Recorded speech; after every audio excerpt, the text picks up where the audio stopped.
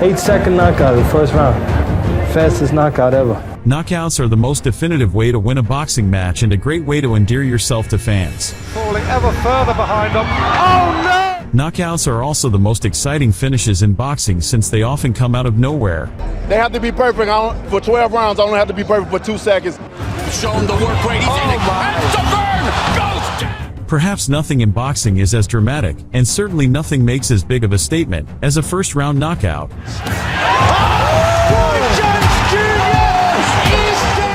First-round knockouts tend to be flash knockouts where the opponent gets knocked down and is unable to beat the count, rather than TKO stoppages where the referee ends the fight due to excessive punishment.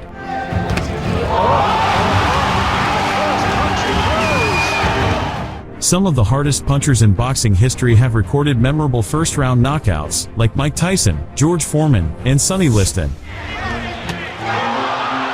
A first-round knockout can immediately establish a boxer as an elite puncher and danger to the rest of the division. Exciting prospect in British boxing at the moment. Nigel Benn in the goal. If a first-round knockout occurs in a championship bout, the utter wow factor of the knockout is amplified. Left hook by Lewis. Golota goes down. Welcome to the Boxing Extra channel, and in this video we will see 10 impressive first-round KOs in less than a minute in a title fight boxing history. When the bell rings, he immediately tries to knock you out. At the Arena Roberto Duran in Panama City, middleweight contender Gennady Golovkin faced Milton Nunez for the interim WBA title. Who wants to get in the ring with the middleweight monster? Golovkin was undefeated at 18-0 coming in.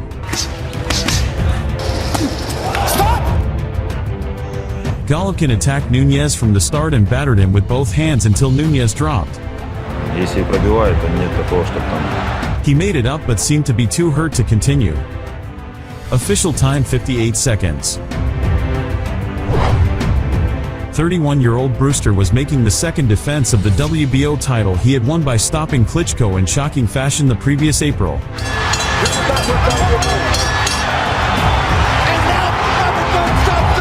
The shot at Brewster was generally seen as Golota's last chance at winning a title and of him living up to his earlier potential. Andrew Golota is 37 years old, and that further emphasizes the point that this is probably his last chance on the heavyweight title merry-go-round. Brewster, motivated like never before, came out smoking and jumped right on Golota. Right crossing away, and bombs Golota to the canvas with a perfect left hook. Using his fast and powerful hands to great effect, the smaller man decked his challenger with a cracking left hook to the head with mere seconds gone. By a guy who came ready to make his statement, and is just... Golota was knocked down 3 times in 52 seconds, all by left hooks. Herbie Hide has fought for most of his professional boxing career at the heavyweight classification. It's Conroy Nelson for this vacant title. He was known as the Dancing Destroyer and had a successful career, rising to domestic success at a very young age for a heavyweight. He's dancing and moving.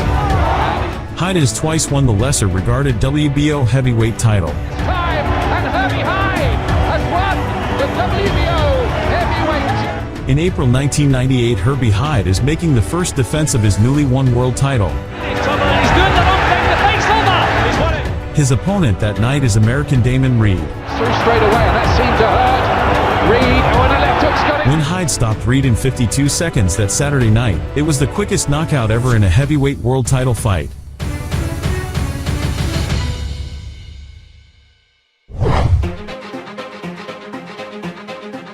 The Hawk Julian Jackson is commonly remembered as one of the most concussive knockout punchers to ever grace the ring.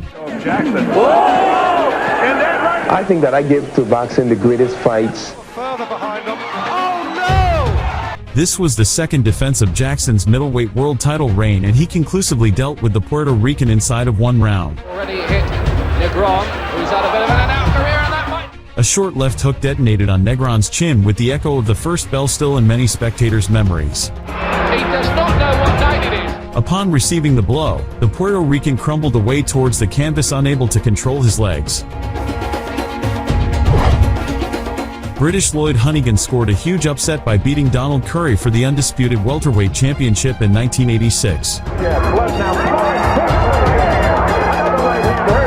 After winning the world title, he changed his boxer-puncher style to that of more of an out-and-out slugger. Hunnigan is right over there to meet him, and he's perfect. Hunnigan makes the third successful defense of his titles by stopping Gene Hatcher. Tonight I aim to keep my title. Don't blink. 20 seconds into the first round, Hunnigan knocked down Hatcher with a devastating right cross to the face. Well, everybody knows that Hatcher is the sort of fighter who comes to fight, but he's over. Hunnigan began pummeling the challenger, and a series of quick left and right hooks and a hard body shot put the American back on the canvas. And if Hatcher survives this, it's a miracle. He's gone. He's absolutely out on the rope.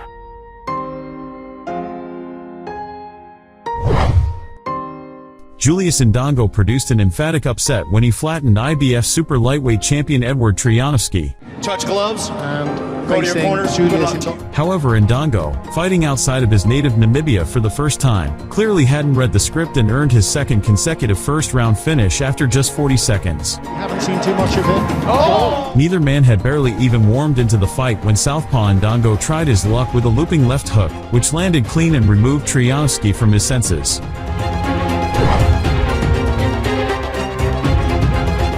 Prince Naseem Hamed was one of the rising stars of the 1990s when he moved up to the featherweight division to win his first world title in 1995. He's seen the skill of the Prince and the strength and the ability and the accuracy and the speed. Oh gosh. In 1996, Naseem stylishly dispatched of Said Lawal in 2 knockdowns in 35 seconds.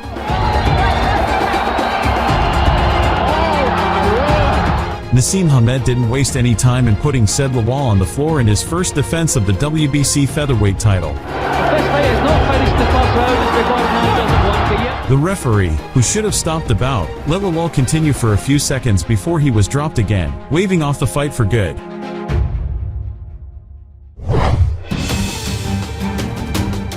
It was 1996 and Bernard Hopkins had just won the vacant IBF Super Middleweight Championship against Segundo Mercado.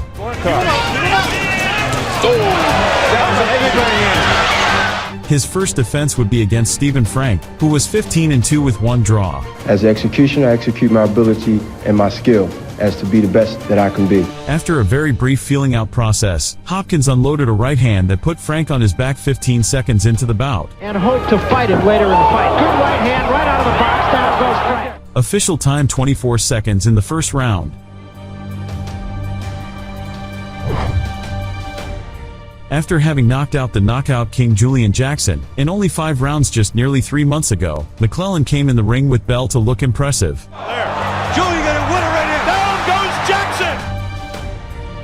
Off the field, an honor student. And look at this. In just 1 body shot to the solar plexus, McClellan successfully defended his WBC middleweight title to lay claim at the time to the fastest knockout in boxing title fight history.